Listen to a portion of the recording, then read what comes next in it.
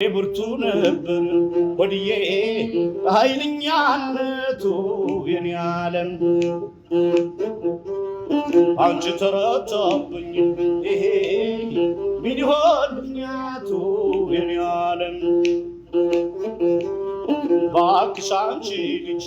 ወድዬ ፍረቱን ተይና የኔ ዓለም ፍቅራችን በይፋን ሆይ ይውጣወቅ ይውጣናን የኔ ዓለም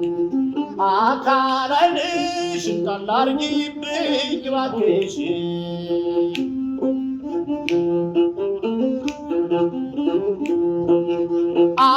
አልታወቀልሽም ያንቺው ተደብቆ ተደብቆ ተሰማ መውደዴ የኔ ብቻ ታውቆ የኔ ብቻ